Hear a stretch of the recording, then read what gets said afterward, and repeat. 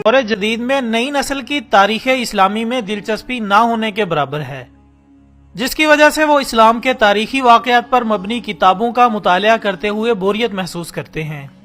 حالانکہ ہر دور میں نئی نسل کے لیے بہادری کی ان داستانوں کا پڑھنا نہایت ضروری ہوتا ہے، تاکہ وہ ان عظیم لوگوں کے نقش قدم پر چلنے کی کوشش کریں اور آنے والے دنوں کے لیے تاریخ میں اپنا اور اپنے ملک کا نام رقم کر سکیں۔ اس لیے اللہ تعالیٰ نے مسلمانوں کو ایسے بے شمار سپہ سالاروں سے نوازا جنہوں نے مختلف مواقع پر مسلمانوں کو بڑی بڑی فتوحات سے ہمکنار کیا، جن میں خالد بن ولید رضی اللہ تعالیٰ عنہ، محمد بن قاسم، طارق بن زیاد، یوسف بن تاشفین اور امیر تیمور کے نام شامل ہیں۔ ناظرین اکرامی، اسلامی لشکر کے یہ جانباز سپہ سالار میدان جنگ میں دشمن کے لیے موت اور اپنوں کے لیے امن و راحت کے پیامبر تھے۔ اسلام کے ان عظیم سپہ سالاروں نے اپنی منزل کا تعین کرتے ہوئے جب بھی قدم بڑھائے تو رفعت و عظمت کے پھول ان کے استقبال کے لیے بکھرتے چلے گئے۔ خواتین و حضرات، مکہ کے ایک ایسے گھرانے میں پیدا ہونے والا یہ بچہ اپنی دولت، سخاوت اور فہم و فراست کے حوالے سے جانا پہچانا جاتا تھا۔ اس بچے کے والد ولید کا شمار مکہ کے ممتاز افراد میں سے ہوتا تھا۔ وہ مکہ سے طائف تک پھیلے ہوئے بے شمار باغات کے مالک تھے۔ اہل مکہ انہیں العدل اور الوحید کے القابات سے پکارا کرتے تھے۔ وہ عرب کے پہلے شخص تھے جنہوں نے چوری کے سلسلے میں ہاتھ کاٹنے کی تجویز پیش کی تھی، جو بعد ازاں اسلامی نظام میں شامل ہوئی، اور فوجی مہارت میں بھی حضرت ولید کا جواب نہ تھا۔ لہٰذا یوں اس بچے کو دولت اور مزید خوبیوں کا سرمایہ ورثے میں ملا، اور اس بچے نے بڑے شاہانہ انداز میں پرورش پائی۔ اس کے علاوہ آپ کو مردانہ کھیلوں اور فنون و حرب و ضرب سیکھنے کا جنون تھا۔ آپ نے بچپن میں ہی گھڑ سواری، تیر اندازی اور شمشیر زنی سیکھ لی تھی، اور نیزہ چلانے میں بھی آپ کا کوئی ثانی نہ تھا۔ دوستو، ان خداداد صلاحیتوں کے مالک کا نام حضرت خالد بن ولید رضی اللہ تعالیٰ عنہ تھا۔ کھیل کا میدان ہو یا میدان جنگ، آپ رضی اللہ تعالیٰ عنہ اپنی مہارت سے کھیل کا پانسا اپنے حق میں پلٹنے کے ماہر تھے۔ کہا جاتا ہے کہ حضرت خالد بن ولید رضی اللہ تعالیٰ عنہ نے کشتی میں بھی بڑے بڑے پہلوانوں کو پچھاڑا تھا۔ ایک بار مکہ میں کشتی کے مقابلے ہو رہے تھے تو حضرت عمر فاروق رضی اللہ تعالیٰ عنہ، جن کا شمار شہر کے نامور کشتی لڑنے والوں میں ہوتا تھا، آپ رضی اللہ تعالیٰ عنہ کے مد مقابل تھے۔ دونوں ایک دوسرے کو پچھاڑنے کی بھرپور کوشش کر رہے تھے۔ مقابلہ کافی دیر سے جاری تھا اور فیصلہ نہیں ہو پا رہا تھا۔ اچانک حضرت خالد رضی اللہ تعالیٰ عنہ کا داؤ چل گیا۔ انہوں نے اپنے ماموزاد حضرت عمر فاروق رضی اللہ تعالیٰ عنہ کو اٹھا کر پٹخا، جس کی وجہ سے حضرت عمر فاروق رضی اللہ تعالیٰ عنہ کی پنڈلی کی ہڈی ٹوٹ گئی، اور میدان حضرت خالد بن ولید رضی اللہ تعالیٰ عنہ نے مار لیا۔ خواتین حضرات، قبول اسلام سے پہلے حضرت خالد بن ولید رضی اللہ تعالیٰ عنہ اسلام کے سخت مخالف تھے۔ جنگی حالات کا تجزیہ کرنے اور جنگی حکمت عملی میں آپ رضی اللہ تعالیٰ عنہ کو کمال حاصل تھا۔ اسی ذہانت اور جنگی سوجھ بوجھ نے حضرت خالد بن ولید رضی اللہ تعالیٰ عنہ کو کچھ عرصے تک عجیب ذہنی کشمکش میں مبتلا کر رکھا تھا۔ لیکن یہ سن 628 کا موسم بہار تھا، پودوں پر کلیاں پھول بن کر کھل رہی تھیں، بازاروں میں رونقیں بڑھ رہی تھیں کیونکہ حج کا زمانہ قریب آ رہا تھا، اس لیے عارضی دکانوں اور ٹھیلوں نے چہل پہل اور بھی بڑھا رکھی تھی۔ لیکن عجیب بات تھی کہ اس بار بنی مخزوم کا شہزادہ حضرت خالد بن ولید رضی اللہ تعالیٰ عنہ کچھ اداس اور کھویا ہوا تھا۔ وہ شہر میں ہونے والے جسمانی اور جنگی کھیل تماشوں کے مقابلوں سے بالکل لا تعلق تھے، جس میں وہ ہمیشہ سے حصہ لیتے آئے تھے۔ ان کی سوچ کا محور اسلام کی ہر روز بڑھتی ہوئی طاقت تھی۔ حضرت خالد رضی اللہ تعالیٰ عنہ یہ سوچ رہے تھے کہ اب تک اسلام کے مخالفین نے مسلمانوں کو میدان جنگ میں 28 بار للکارا ہے، لیکن اپنی تمام تر عددی برتری اور بہترین جنگی ساز و سامان کے باوجود بھی ذلت اٹھائی۔ کبھی آپ رضی اللہ تعالیٰ عنہ کے دماغ میں جنگ بدر کا نقشہ ابھرنے لگتا، جس میں معمولی ساز و سامان کے ساتھ 313 مسلمانوں کی جماعت نے ابو جہل کے بڑے لشکر کو شکست دی تھی، تو کبھی جنگ احد میں مسلمانوں کی ثابت قدمی اور جان نثاری آنکھوں کے سامنے آنے لگتی، تو کبھی حضرت خالد رضی اللہ تعالیٰ عنہ چشم تصور میں مکہ کے ناقابل شکست پہلوان اذکار کو نبی اکرم حضرت محمد مصطفیٰ صلی اللہ علیہ وآلہ وسلم کے ہاتھوں خاک چاٹتے ہوئے دیکھتے۔ آپ رضی اللہ تعالیٰ عنہ کا ذہن بے سر و سامان مسلمانوں کی ان عظیم فتوحات کو سمجھنے سے بالکل قاصر تھا۔ کبھی کبھی آپ رضی اللہ تعالیٰ عنہ یہ سوچتے کہ کیا مسلمانوں کے ساتھ کوئی غیبی طاقت موجود ہے، اور کیا حضرت محمد مصطفیٰ صلی اللہ علیہ وسلم واقعی ہی اللہ کے رسول ہیں۔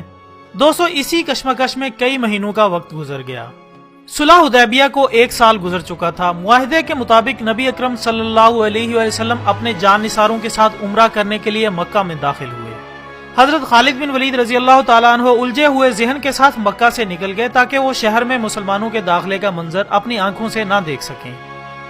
مکہ میں 3 روز قیام کے دوران نبی اکرم حضرت محمد مصطفیٰ صلی اللہ علیہ وآلہ وسلم نے حضرت خالد کے بڑے بھائی ولید سے فرمایا، افسوس خالد میرے پاس نہیں آیا، اگر وہ آتا تو ہم اس کا بھرپور استقبال کرتے۔ خالد جیسے بندے کو اسلام سے ہرگز دور نہیں رہنا چاہیے۔ ایک دوسری روایت کے مطابق خالد بن ولید رضی اللہ تعالیٰ عنہ کے قبول اسلام کے لیے نبی اکرم حضرت محمد مصطفیٰ صلی اللہ علیہ وآلہ وسلم نے دعا فرمائی تھی۔ اس کے بعد حضرت ولید رضی اللہ تعالیٰ عنہ نے حضرت خالد رضی اللہ تعالیٰ عنہ کو بہت ڈھونڈا لیکن ان کا کچھ پتہ نہ چلا۔ آخر کار ولید رضی اللہ تعالیٰ عنہ نے ایک خط لکھ کر کسی کے حوالے کیا اور درخواست کی کہ جب حضرت خالد بن ولید رضی اللہ تعالیٰ عنہ آئیں تو ان کو یہ خط پہنچا دینا۔ ناظرین اکرام، جب یہ خط حضرت خالد تک پہنچا تو ان کی کیا حالت تھی اور اس خط نے کیا کمال دکھایا، اس کے بارے میں حضرت خالد بن ولید رضی اللہ تعالیٰ عنہ خود فرماتے ہیں کہ میں اکثر سوچا کرتا تھا کہ مجھے نبی کریم صلی اللہ علیہ وآلہ وسلم کے خلاف ہر محاذ پر ناکامی کیوں ہوتی ہے۔ پھر آہستہ آہستہ میرے دل میں یہ خیال تقویت پکڑتا چلا گیا کہ کوئی غیبی طاقت ہے جو میرے دل میں نبی اکرم حضرت محمد مصطفیٰ صلی اللہ علیہ وآلہ وسلم کے لیے جگہ بنا رہی ہے۔ پیغمبر اسلام جب عمرہ کے لیے مکہ میں تشریف لائے تو میں وہاں سے نکل چکا تھا، جس پر میرے بھائی نے مجھے خط لکھا جس پر تحریر تھا، مجھے تعجب ہے کہ تم اسلام سے اس قدر نفرت کرتے ہو، حالانکہ تمہارے جیسا آدمی کبھی بھی اسلام سے دور نہیں رہ سکتا۔ میرے بھائی، گمراہی کے اندھیرے سے نکل کر حق کی روشنی کی طرف چلے آؤ۔ خط پڑھ کر میرے دل کی حالت بدلی اور میں نبی کریم صلی اللہ علیہ وآلہ وسلم کے حضور میں اسلام قبول کرنے کے لیے پہنچ گیا۔ اسلام لانے کے بعد حاکم شام کا مقابلہ کرنے کے لیے 3000 صحابہ کی فوج تیار ہوئی۔ اس فوج میں حضرت خالد بن ولید رضی اللہ تعالیٰ عنہ بھی شامل تھے۔ یہ بڑا ہی خون ریز معرکہ تھا، مخالفین 1 لاکھ کی تعداد میں تھے اور اس میں مسلمانوں کا کافی جانی نقصان ہوا۔ اگلے روز اس لشکر کی کمان حضرت خالد بن ولید رضی اللہ تعالیٰ عنہ نے اپنے ہاتھوں میں لے لی اور اعلیٰ جنگی اصولوں پر اپنی تھوڑی سی فوج کو جمع کیا اور حاکم شام کی فوج کو تہس نہس کر کے فتح حاصل کی۔ صدیق اکبر رضی اللہ تعالیٰ عنہ کے دور خلافت میں حضرت خالد بن ولید رضی اللہ تعالیٰ عنہ کی زیر کمان مسلمانوں کا لشکر مختلف ممالک میں فتوحات اسلامی کے ڈنکے بجا رہا تھا اور اللہ تعالیٰ کی فتح و نصرت کے پرچم اٹھا رہا تھا۔ اسی سلسلے میں شہر ہیرا کے باغیوں کی شرارت اور عہد شکنی کی خبر پا کر حضرت خالد بن ولید نے شہر ہیرا کا رخ کیا۔ مجاہد اسلام کی خبر سنتے ہی اہل ہیرا اپنے قلعوں میں جا کر چھپ گئے۔ حضرت خالد بن ولید رضی اللہ تعالیٰ عنہ نے سب قلعوں کو چاروں طرف سے محصور کر لیا اور کئی شب و روز تک قلعوں کو گھیرے میں رکھا اور لڑائی اس لیے نہ چھیڑی کہ شاید یہ لوگ راہ راست پر آ جائیں۔ لیکن جب ان کی طرف سے کوئی تحریک نہ دیکھی تو حضرت خالد نے حملہ کر کے شہر پر قبضہ کر لیا۔ قبضہ کرنے کے بعد عمرو بن مسیح جو کہ نہایت بوڑھا شخص تھا اپنے قلعے سے باہر آیا۔ مسلمانوں نے اسے حضرت خالد بن ولید رضی اللہ تعالیٰ عنہ کے سامنے پیش کیا۔ حضرت خالد نے عمرو بن مسیح کی طرف توجہ فرمائی اور دریافت کیا، تمہاری عمر کتنی ہے؟ عمرو نے جواب دیا کہ 100 برس۔ بوڑھے کے ساتھ جو خادم تھا اس کے پاس ایک زہر کی پڑیا نکلی۔ اس پر حضرت خالد نے پوچھا کہ زہر اپنے ساتھ کیوں لائے ہو؟ اس نے جواب دیا کہ اس خیال سے کہ اگر تم نے میری قوم کے ساتھ اچھا سلوک نہ کیا تو میں اسے کھا کر مر جاؤں اور اپنی قوم کی ذلت و تباہی نہ دیکھ سکوں۔ حضرت خالد بن ولید نے پڑیا سے زہر نکال کر اپنی ہتھیلی پر رکھا اور اسے کہا، بے موت کوئی نہیں مرتا، اگر موت کا وقت نہ آیا ہو تو زہر بھی کچھ اثر نہیں کر سکتا۔ یہ کہہ کر حضرت خالد نے بسم اللہ پڑھ کر وہ زہر پھانک لیا۔ اس بوڑھے نے خدا پر اعتماد کا یہ منظر دیکھا تو بہت حیران ہوا۔ عمرو بن مسیح کی زبان سے یہ کلمہ بے اختیار نکل پڑا کہ جب تک تمہاری شان کا ایک شخص بھی تم میں موجود ہے تم اپنے مقصد میں ناکام نہیں رہ سکتے۔ ناظرین محترم، صدیق اکبر رضی اللہ تعالیٰ عنہ کے دور میں آپ اسلامی لشکروں کی سپہ سالاری کے فرائض انجام دیتے رہے۔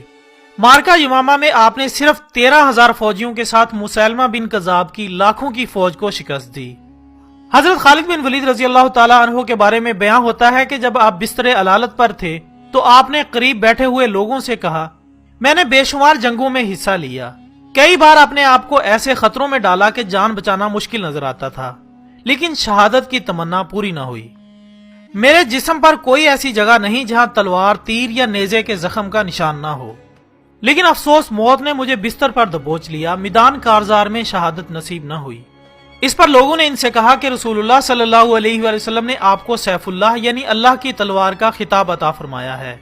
آپ اگر کسی کافر کے ہاتھ سے مارے جاتے تو اس کا مطلب تھا کہ ایک دشمن خدا نے اللہ کی تلوار کو توڑ ڈالا، جو ناممکن تھا۔ یہ سن کر آپ کو کچھ اطمینان نصیب ہوا۔